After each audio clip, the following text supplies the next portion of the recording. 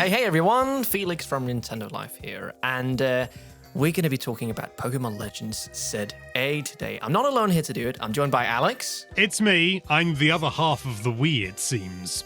Yes, so basically, Alex, there's been a lot of talks, a lot of outrage about Pokemon Legends ZA. And we're basically going to sit here and talk about what we think of the game. Is this outrage justified? Are people freaking out over nothing? I think it's a really interesting conversation because obviously the internet likes to have a big reaction to everything. Alex, you did the review for this game. How have you been finding the game so far? I have been finding the game mixed, I would say. I would say mostly I've enjoyed my time, There have been some things that have been, there are plenty of things within the game that are of low quality, should we say. Things like certain animations obviously pop in. Performance is good at 60 frames a second, but the game looks like it should be running at twice that. There is a lot that I like about it. There's a lot of interesting ideas, but I really feel like it's been hampered. Like these good ideas have been pulled back by budgetary reasons or what, we don't know. Obviously there have been words and numbers going around about the budget of the game. We can't comment on that because of the nature that it was, the people have... Because the nature of it! Let's just leave it at that. But yeah, I would say I've probably done about 15 hours, give or take, maybe more. And I want to make it clear, I didn't write the review. 15 hours in the game is not enough to write the review, but I did do the video version. Yeah, I think for me, it's been... I think when I first started, I was like, oh, I don't understand why people are talking this badly about it. Like, what's going on? It's totally fine. I think it helps that, coming from the Switch 1 version of Scarlet and Violet and then going into this on Switch 2, and it actually runs smooth, and it's like, oh, this is nice. It runs 60 frames per second. This is what I wanted with my Switch 2. Actually, first-party games running really, really good. Not just first-party games.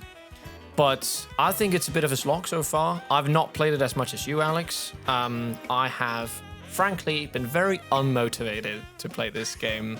Now, this might also be the fact that the last couple of Pokemon games have not really gelled with me so far. I was excited to see how this one The last one was in Spain, where you are now. I think I want to play it again now on Switch 2, but it's just, on Switch 1. I played it. I think for Scarlet over 10 and Violet hours. is fundamentally flawed. It doesn't matter what platform it's on. I quite like the new battling. I think that's, it's an interesting take on it. I don't like that you have to hold down the button all the time. I really wish you just had to press it once and then you were locked in. Kind of like when you're running. You just press a button and then you're running. Very nice. I think it's fine. I think the tutorial is incredibly long. Like, it's very handholdy here at the start, which is just like, come on, let me have some freedom.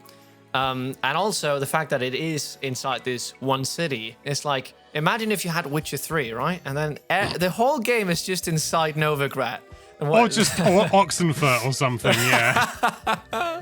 Just running around the same muddy peasants all the time. Yeah, but I think the biggest reason why I don't really gel with the game is just I'm not really that big of a fan of Pokemon. I can understand why people do enjoy the game, like... For example, the music. Oh my god, so good. The music fantastic. Is bloody good, isn't it? Yeah. I learned that it was arranged by Insane in the Rain Music, which that was a really big surprise. I followed him on YouTube. Like, he does some really great normal video game covers and stuff. I actually had the chance to meet him at PAX very randomly. He was just like I was talking with someone, and then he was like in that group. It's like, wait, aren't you that guy? Like, yeah, okay. A very, very short interaction, but he's very talented, so you can definitely see, his musical genius shine through in this, the arrangements and stuff. And I also I actually quite like running around in this city, but it's just a bit of a shame that so much looks so similar. It does, doesn't it? Like, the different districts do look different, or like different areas do look different, but it's... it's like, oh, this loaf of bread looks different to this loaf of bread. It's still bread. It's, okay, it may be a bit different. It's still bread. Let's have a croissant in here. It's supposed to be Paris. What about the battling? Is that really all you do in this game? Is it just more battling, more battling, more battling? Like, does it spice it up somehow after now your 15 hours, give or take, into the game? Does it keep you engaged? I would say the battling does keep me engaged. It's a style of battling, sort of Xenoblade-esque. It's not exactly the same, but there's, real-time combat, with movement and cooldowns and all that good stuff. I really enjoy it because I find it a lot more tactical than the standard Pokemon combat. And I know the standard Pokemon combat can get seriously tactical in competitive and stuff like that. Fully appreciate that, and I'm fully aware. However, as a casual player, just someone who just likes bumbling through, there's I think it's probably because I've played every major Pokemon game throughout my life, so I'm just a bit kind of done with it. I just don't find a lot of joy in it anymore. So to have something different, but that also like calls back things like spikes now. Oh, it actually throws it on the ground and the opposing Pokemon can just avoid them and stuff like that. And you can use Protect as kind of like a panic button rather than a planned, calculated thing. There's just a lot more fun in there. It's a bit more high octane. I also think you do more damage. I was pretty sure that was the case in Arceus as well. I don't know that for certain, but I swear battles are quicker. It might just feel quicker because you're going. Battles do feel. I mean, I'm not that far into it, but they do feel very quick, quite easy. It's just okay. Let me use this attack again and again as soon as I can. You won't be able to keep doing that. It does of course not. It does get harder. Thankfully. That's great to hear. Particularly if you don't do any grinding or anything like that. If you're just trying to kind of like get through the game, which I was to a degree because, obviously I wanted to get as varied footage as possible and get as broad an idea as I could. And when you're just sort of like skipping through and you're not doing anything like taking your time, battling a load of wild Pokemon or anything like that, then people become, the levels get a lot higher very quickly. I think part of that is because, spoiler warning, I suppose. Skip forward 30 seconds if you don't want to have to hear this. But you get up to, I think it's like rank W or something like that, or rank V or something. And then you have like a special battle that takes you from V to F. You skip half of the bloody ranking system. It's just that's like crazy. Yeah, it's like they planned, we're going to have this full ranking system. And then they were just, and I think it would have been really cool if it was like kind of like mini gym battles and they were kind of frequent. But no, it's just like, skip it. So I think that's part of the reason why you jump up in, why the enemies jump up in level, but not proportional for that many ranks either. So, but it definitely gets harder. Spoiler warning over. Welcome back. Welcome back. But yeah, it definitely gets harder. And the weird thing is that I don't have that much drive to play either, Felix. I'm very much like you. I've had to play it for work, and when I do pick it up, I find myself enjoying myself, and I play more than I need to, which clearly shows there is something definitely in there that I'm really enjoying. That's unavoidable.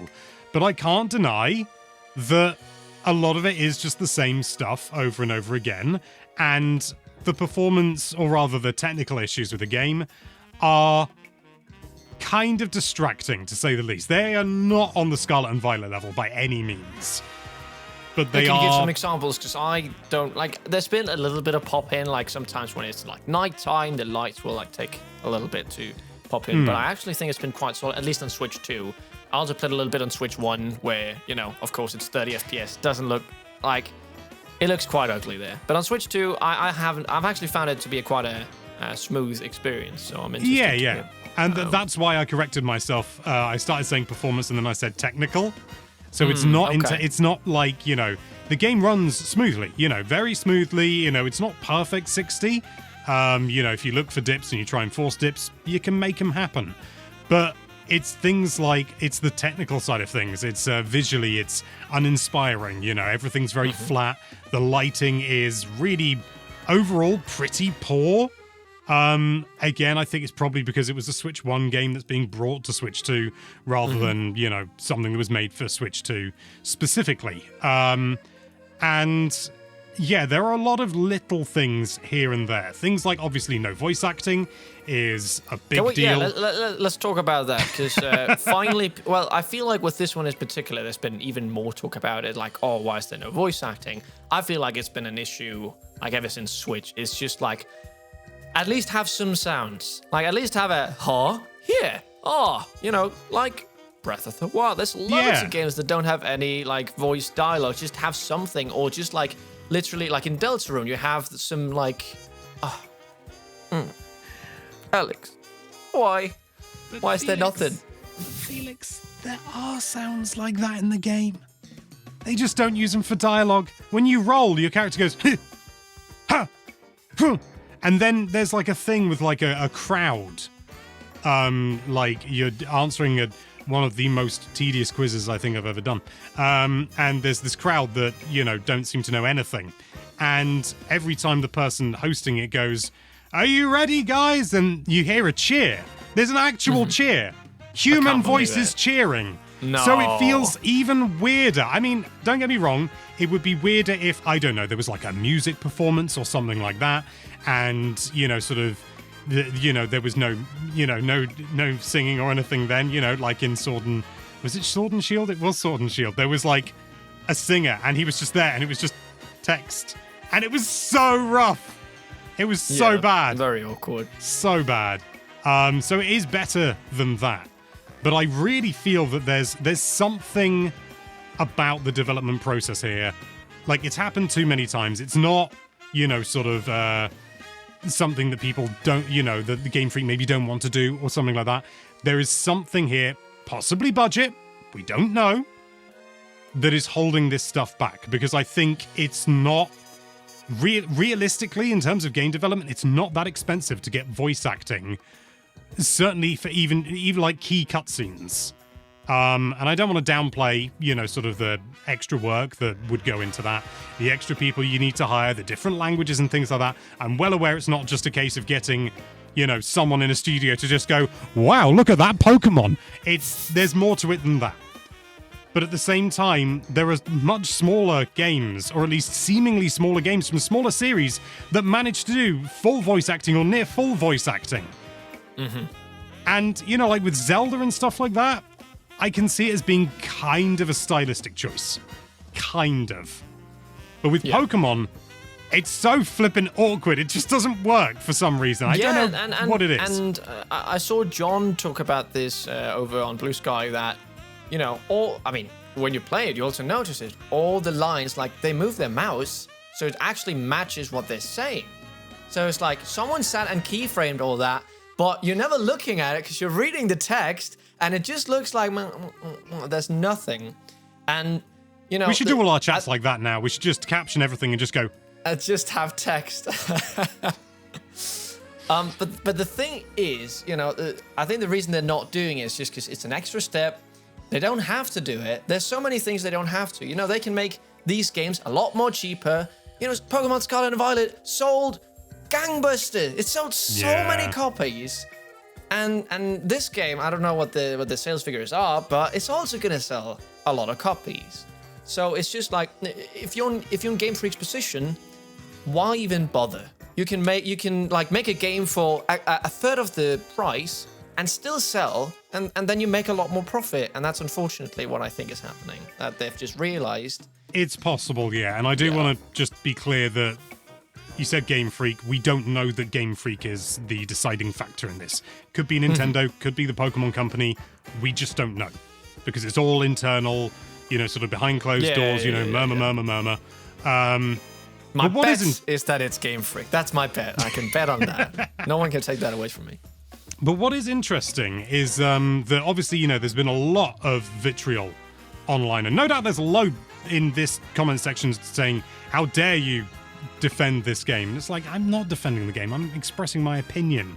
How dare you talk bad about this game? It's not as bad as everyone's making it seem, Alex. The thing is that it's not as bad as a lot of people are going OTT with. And I think that is... I mean, at the end of the day, it's comments on the internet. It's not a big deal. But I do think that it dilutes genuine critical feedback that Nintendo, Game Freak, the Pokemon Company could take on board. Because if they're seeing, if they were seeing comments that were considered, sort of an understood the game, and were saying, this really didn't work for me, I like the game, but this, is bad, or I don't like the game at all, my word, you need to, sort of, have you considered doing this? This part really just doesn't work, and this part falls apart. That, sort of specifics, not, sort of random buzzwords that you picked up from other YouTubers. That, I think, dilutes the conversation. And it means that feedback is less likely to get through because they're just seeing this torrent of what is kind of abuse in a way. I mean, it's not really directed. Well, sometimes it's directed at people, but the majority are just directed at the game. But it's just violent hate for, sort of for the sake of it. And I understand people are annoyed, but chill out, for one thing. It's a video game. If you don't like it, don't buy it. It's as, well, it's not as simple as that, but that is a big factor. But what is interesting... The biggest thing is, if it stopped selling that well, I think they'd put in more effort. But the fact that they can get away with it, because it's Pokemon, because it's the biggest franchise in the world, I think that's also why people are outraged. Because it's like, you have the budget to do something fantastic, something genuinely great, but you kind of just half-arse it because you don't have to, and you don't need to. And I think that's why... Obviously, there are better ways to come across, because I do agree that there's been a lot of hate, and I think it's almost been too much in certain instances. Like, it's just like, okay, calm down, everyone, calm down. It's not that bad, I would say. No, I don't think it's that good. People are treating either. it like it's an insult to them personally. Which... I mean, the game is still fine. Like, it is a game. Like, you can play it. It's all right. Even if you don't like it, that's fine. I'm not saying you have to like the game. I'm saying, sort of be measured. Think about what you're saying. Don't just repeat what you heard someone else say, sort of which, and you may not even know to be true necessarily. But we actually ran a poll. I say we, it was me. I ran a poll on the community tab. Asking, the question was just, so how are you finding Pokemon Legends ZA? And there were 4 options, one of which was, I haven't played it yet, so I can't comment, just to weed out people who... Well, that was the thing. I was saying, I made that comment rather than, sort of, I don't have an opinion or something like that. I haven't played it, because I think that's a different thing. That's a different distinction. So there was, it's great, it's all right, it's poor, and I haven't played it. 51% of our audience haven't played it. And I know that not everyone is going to rush out and buy something day one. That's absolutely fair. But, I'm fairly certain when we did a poll about, like, the Switch 2, whether people had bought it, and it was, like, even that was higher. And I know, obviously, anyone who watches this channel is probably going to be interested in Switch 2. Not everyone on this channel is going to be interested in Pokemon. But it is intriguing that 51% of people didn't vote.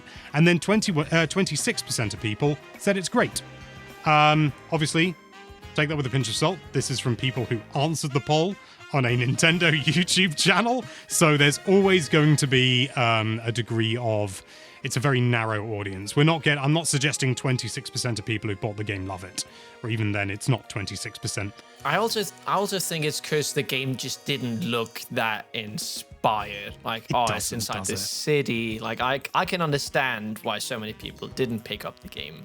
And if you don't like what they're doing with Pokemon, the best thing you can do is just not buy it, It's what they say, vote with your wallet. If you don't like a thing, well, the most power you have is simply not giving any power at all with your money. Absolutely, yeah. But I think you're dead on, because the thing is that even though, like, I'm not big on the city, just as an idea for a Pokemon game, but then the trailer that showed it off did not inspire. There are cities in games that inspire. I'm going to bring it up again, Cyberpunk. Night City looks incredible. Absolutely jaw-dropping. It looks like a real city, to the point that sometimes it's hard to navigate. Realism. Pokemon doesn't have that. It's just flat. It's all flat, actually, thinking about it. Beyond, like, a few little bits of elevation for, like, bridges and obviously the rooftops, which are... Some of the rooftops really annoy me. I just very quickly, just want to say some of the rooftops really annoy me. Because there's, like... you can find, like, a rooftop, and there's probably more than one, where there's, like, a seating area, a little bit of grass, so people use it. Okay, fair enough. How do you get up there? Oh, you have to vault up this roof. No one's gonna do that! It doesn't make any sense! No one, like, you can't expect people to be parkour savvy in order to get up there to sit on a bloody seat. Just make it a standard grass area. It's stuff like that, stuff where it's more effort to put that in than it is to not put it in. This chat really had it all. Had some like good discussion. It had, and then it also had like a rant about the roofs. I think that's a good way to end it. I love that we had like a whole section about like people. You need to calm down. Well, this is the thing. It's, you know, sort of, I understand. The thing is, this is a small thing. It doesn't matter. No, you know, at the end of the day, I it doesn't matter. But if anything, that highlights it for me. You know, sort of, I can understand, you know, things like restrictions from higher ups or budget limitations or something like that. They can answer all these things. Nothing answers putting a chair where no one can bloody reach it. Mm-hmm. It's not an Easter egg. It's just a chair. Maybe it was is. two chairs. It's an Easter egg you're not in on, Alex. Maybe it is, but I doubt it. Anyway. Yeah, I think we should wrap it up there. Thank you all so much for watching this chat. Let us know down in the comments below what you think. Is Pokemon Legends today a good or bad game, or just a little bit in between? Whoa, Felix. I'm sorry. You can't have a nuanced take on the internet. It won't like it. You can't look at the good and the bad. Comments prove him wrong. Prove him wrong. It just doesn't happen. We'll see.